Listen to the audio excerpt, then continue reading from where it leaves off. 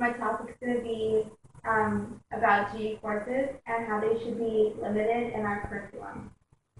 As a first-year college student, I've had so many occurrences where I just question why I take the classes that I do and what benefits they give me. Specifically, I want to talk about the cost of GE courses, like how much time they actually do waste, and how not all of them are beneficial to our studies and to our major. You might be wondering why I feel like I should be talking about this, but like I said, I'm a first year college student, and I feel like I've wasted time, especially since college is such, like, you have 4 years to get everything done and graduate. I feel like I just wasted a whole semester taking classes I really don't need. And so with that being said, I want to talk about how GE courses should be limited, not taken out completely, but definitely limited in our curriculum. So starting off, I'm going to talk about how they waste time.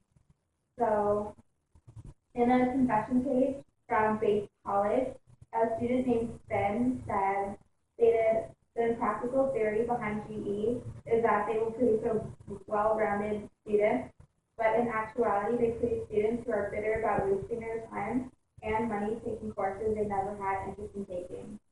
I got all the general education I needed when I took the stupid classes I didn't want to take in high school.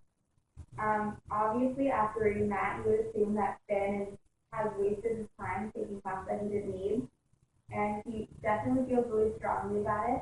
And I would agree because, like I said, like time, especially in college, is really valuable because we only have a certain amount of time, and you can never get all the classes that you need.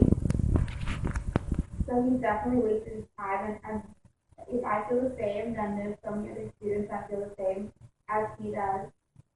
And in another article, kind of relating to Finn, stated from Iowa State Daily, called Ron Schneider, General Education Requirements Waste Students' Time. It states students are being treated as valuable course hours by taking classes that will never be much use for their future careers. Most students don't know what they want to be when they go into college, which is totally understandable because we're fresh out of high school. But a lot of other students have been thinking about this since they've been little. So when you go into college, they know what classes they need to take and they have a plan. But usually the first year of college, first year or two, you're taking GE courses. So you're being delayed with your graduation time and your plan because you're required to take courses that you really don't need. So that's why I feel GE courses waste time. And my next topic is cost. Obviously, college is expensive. It's the most expensive years of your life, especially since you have 4 years of college and then graduate school and then all of this other stuff that you have to pay for. So the first 2 years, like I said, you're basically taking just GE courses. So you're spending so much money on classes that you really don't really need. And in an article called The High Cost of General Education, Alex Reed says the GE program and most other U.S. colleges is somewhere between 14 and 17 courses.